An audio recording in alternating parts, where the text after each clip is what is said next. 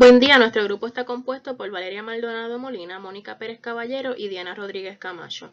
Nosotras escogimos el tema de trastornos psicológicos y nos vamos a enfocar en la categoría de ansiedad. Cuando vamos a definir la ansiedad, nos referimos a un estado mental que se caracteriza por una inquietud, miedo o tensión en reacción a situaciones estresantes. Y esto no es malo, simplemente y más bien es una reacción normal. Es una reacción normal al estrés que normalmente nos ayuda, en vez de perjudicarnos, en realidad nos ayuda a nuestra función del día a día, a nuestra vida cotidiana. Sin embargo, algunas personas experimentan la ansiedad sin una justificación, sin una causa externa. Y cuando esto sucede, que se siente la ansiedad sin justificación y que afecte el funcionamiento cotidiano, el día a día de esa persona, entonces los profesionales de la salud lo van a llamar un trastorno de ansiedad. Hay muchas causas para los trastornos de ansiedad. La primera son los factores genéticos.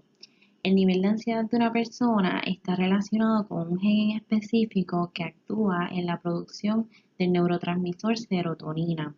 Por ende, se ha encontrado que algunas deficiencias químicas en el cerebro producen ciertos tipos de trastornos de ansiedad. La segunda es la sobreactivación del sistema nervioso autónomo, donde se considera que esto es una de las causas de los ataques de pánico. Y pues esto se debe a la mala regulación en el cerebro del locus coeruleus, y esta es la parte que está involucrada en la respuesta al pánico y al estrés. Y el locus coeruleus se encuentra en el tallo cerebral. Por lo tanto, puede generar ataques de pánico que posteriormente sobreestimulan el sistema límbico, y como resultado de la sobreestimulación del sistema límbico se produce ansiedad crónica, lo que lleva a que se generen más ataques de pánico en el futuro. La tercera causa son las causas biológicas que operan en el trastorno obsesivo compulsivo, donde los investigadores han encontrado diferencias en el cerebro de personas que sufren de trastornos comparado con personas que no sufren de los trastornos. La cuarta causa son los factores ambientales, o sea que la ansiedad se da como respuesta al estrés que las personas tienen en su ambiente. Y finalmente, la quinta causa son los pensamientos y creencias inapropiadas sobre ciertas situaciones. Y pues un ejemplo de esto puede ser que una persona con trastorno de ansiedad vea a un león como un gato amigable y pasivo, o que una persona cada vez que vea carros pasando piense que va a ocurrir un accidente fatal. Cuando hablamos de ansiedad, también tenemos que hablar de los tipos de ansiedad. Tenemos aquí el trastorno fóbico, que no es más que el miedo excesivo, intenso y irracional a objetos o situaciones específicas. Tenemos los trastornos de pánico, donde ocurren ataques de pánico que duran desde unos cuantos segundos, quizás hasta varias horas. Y estos ataques de pánico no tienen ningún estímulo identificable como tal. Y por último, tenemos los trastornos de ansiedad generalizada, que no es más que la experiencia de ansiedad y preocupación persistente, que siempre está, y de largo plazo, que dura mucho. Esto lo vamos a explicar más adelante. Dentro de los trastornos fóbicos se encuentra la agorafobia. La agorafobia es el temor a los lugares en los que no se dispondría de ayuda en caso de una emergencia. También puede considerarse como el miedo a estar en lugares o situaciones donde puede ser difícil o embarazoso escapar o disponer de esa ayuda en el caso de tener un ataque de pánico o síntomas similares a este, como por ejemplo el mareo, una caída, una despersonalización, desrealización, pérdida del control del esfínter, vómitos o molestias cardíacas. Algunos ejemplos donde las personas que padecen de esto no les gusta ir son a los cines y a los teatros, a los supermercados, a grandes almacenes, ascensores, que ese debe ser uno de los mayores temores de quedarse estancado en el ascensor y que no recibir esa ayuda.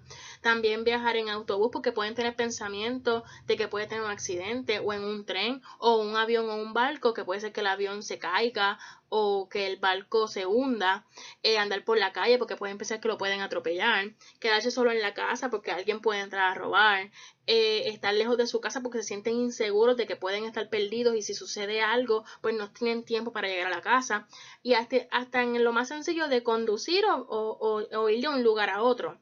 Todas estas ejemplos están relacionados a las sensaciones que desencadenan o por asociación de una experiencia negativa que ya antes tuvieron. También se encuentran las fobias específicas. Las fobias específicas es el temor a objetos, lugares o situaciones específicas, o sea, a una sola cosa. Por ejemplo, aquí la persona puede tener miedo a solamente conducir, ya que ésta pudo haber estado en un accidente o tuvo un accidente donde alguna persona falleciera o tuviera una lesión grave y no pudiera hacer nada. Y esto le causa una fobia inmensa a guiar. Esto también puede ser reflejado en el aspecto de tenerle miedo a las atracciones de la feria, a las machinas, ya que pudo estar presente en alguna catástrofe donde alguien falleció, donde una máquina se salió fuera de control, donde alguien salió herido, o por el simple hecho de tenerle miedo a las alturas o a la adrenalina, porque hay personas que no les gusta tener la adrenalina. So que eso también puede estar enfocado a lo que es una fobia específica de una sola cosa. Otra categoría dentro de los trastornos fóbicos lo es la fobia animal. Esta fobia simplemente es hacia animales o insectos específicos. En esta fobia, el miedo suele ser máximo si el animal se encuentra en movimiento o si sencillamente lo ven en cualquier espacio. Se dice también que el problema de esta fobia comienza en la infancia y que puede durar hasta la adultez, afectando obviamente la vida de la persona. Un ejemplo lo es, pues, los amigos o familiares que no pueden ver las arañas, los lagartos, los lagartijos, los perros, pues porque simplemente tienen esa fobia, quizás desde la niñez, y pues que le va a perdurar para toda la vida. También tenemos la fobia ambiental, que no es más que la fobia de hechos o situaciones en el ambiente natural. Más bien es un miedo injustificado, yo diría, que siente una persona al encontrarse en un entorno específico. Esta fobia también es conocida y también se le llama fobia espacial. Las personas con experiencias vividas que tengan que ver con vientos, tormentas, huracanes, océanos, ríos, entre otros, pues van a crear una sensibilidad a este tipo de entornos y pues esto va a generar temores en esa persona cuando se encuentre en un ambiente como ese. Otro de los trastornos fóbicos es la fobia situacional, y es la fobia al transporte público, a los túneles, a los puentes, a los ascensores, a volar o a manejar. Como se mencionó anteriormente, las personas que sufren de esta fobia también sienten pánico al viajar en autobuses, pero especialmente a quedarse encerrados en el ascensor, ya que sienten claustrofobia extrema. Por otro lado, la fobia a inyecciones, sangre o lesiones, como bien dice, es la fobia a sangre, herida o inyecciones. Entonces, la fobia a la sangre se caracteriza por el miedo extremo, pero a la vez a la evitación de situaciones que implican la exposición a la sangre o a lesiones. Y es bien probable que las personas que le tienen fobia a la sangre, pues también le tienen fobia a las inyecciones. Un ejemplo de una persona que le tenga fobia a la sangre es cuando entra en pánico al ver el dedo cortado y sangrando de otra persona. Por otro lado, la fobia a las inyecciones se caracteriza por el miedo a las inyecciones o a recibir pinchazos. Y una persona con la fobia a las inyecciones también podría entrar en pánico al ver una extracción sanguínea.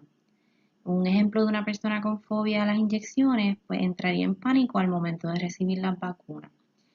En adición a todo lo mencionado anteriormente, las personas que padecen de estas fobias tienen altas probabilidades de desmayarse. Otro de los trastornos fóbicos es la fobia social, y este es el temor a ser juzgado o avergonzado por los demás. La fobia social puede ser tan y tan fuerte que a las personas que la sufren se les hace difícil ir al trabajo o ir a la escuela. Por ende, a estas personas se les hace bien complicado pues, llevar una vida normal y realizar actividades de la vida cotidiana, ya que pues, siempre sienten vergüenza. A veces hasta terminan evitando ciertos lugares o eventos donde saben que se sentirían incómodos. Y muchas veces estas personas que sufren de la fobia social se preocupan tanto por lo que los vayan a juzgar que lo piensan de antemano, o sea, se preocupan hasta semanas antes de que ocurra. Pero lamentablemente estas personas no pueden controlar esa fobia. Entonces, algunas de las cualidades que presentan las personas que sufren de fobia social son la timidez. O sea, tienen dificultad para tener conversaciones con otras personas y por ende se les hace difícil hacer amistades y conservarlo. Otra cualidad es la vergüenza. Estas personas sienten vergüenza delante de las personas que prefieren evitar lugares donde hayan pues, otras personas, ya que están constantemente pensando en que los demás los están juzgando. Otra cualidad es el malestar estomacal. Las personas que sufren de fobia social muchas veces sienten náusea o malestar cuando están rodeados de otras personas. Y finalmente, el temblor y el sudor. Estas personas tienden a sudar, a temblar y hasta ponerse rojos cuando están rodeados de otras personas. El segundo tipo de ansiedad son los trastornos de pánico, que cuando ocurren, valga la redundancia, ataques de pánico, que estos ataques pueden durar desde unos minutos hasta varias horas. A diferencia de los trastornos fóbicos, que fue el primer tipo que trabajamos en la presentación, el trastorno de pánico no tiene ningún estímulo específico identificable que se diga, tiene ese miedo porque tiene miedo tiene ese ataque de pánico porque le tiene miedo a las arañas. No existe. Pero estas personas pueden desarrollar síntomas físicos como lo que son las palpitaciones aceleradas, la falta de aire, dolor de estómago, reflujo y hasta la sensación de la muerte. Por lo general, algunas personas que sufren de este trastorno de pánico desarrollan una complicación que es la agorafobia, que fue el primer tipo de trastorno que hablamos. Pues se encuentra la agorafobia, que es el miedo a estar en una situación que dificulte un escape o salir corriendo de inmediato, o que no tengamos acceso a esa ayuda que nos ayuda a manejar ese ataque de pánico. El trastorno de ansiedad generalizada es un trastorno mental en el cual una persona frecuentemente, quizá todo el tiempo, está preocupada, ansiosa, inquieta respecto a muchas cosas y que simplemente le parece difícil controlar esta ansiedad. La causa del trastorno de ansiedad generalizada realmente se desconoce, no es incierta, no se ha encontrado. Es posible que intervengan los genes, el estrés, etc. Y como pueden ver, pues el trastorno de ansiedad generalizada es un trastorno y una afección común que puede sufrirla cualquier persona, sea hombre o mujer, incluso hasta los niños. Eso sí, se presenta con mayor frecuencia en las mujeres que en los hombres. La causa del estrés realmente es la presencia de un factor estresante. Y la ansiedad viene siendo entonces el estrés que continúa después de que el factor estresante ha desaparecido por completo. Vamos a hablar sobre los tratamientos de ansiedad. Existen dos tratamientos para manejar la ansiedad. Está la psicoterapia y están los medicamentos. La psicoterapia es lo que nosotros conocemos como ir a hablar con el psicólogo o con un terapeuta que nos ayuda a reducir los síntomas de la ansiedad. La terapia cognitiva conductual es la manera más eficaz de la psicoterapia para tratar los trastornos de ansiedad. Es un tratamiento a corto plazo y se enfoca en enseñarte las técnicas específicas para mejorar tus síntomas y poder gradualmente volver a las actividades diarias que antes evitabas como consecuencia de la ansiedad. Esta terapia cognitiva conductual te ayuda a que gradualmente puedas encontrar el objeto o la situación que provoca tu ansiedad, de modo que puedas desarrollar una confianza para controlar esa situación que te provoca la ansiedad y los síntomas de la ansiedad.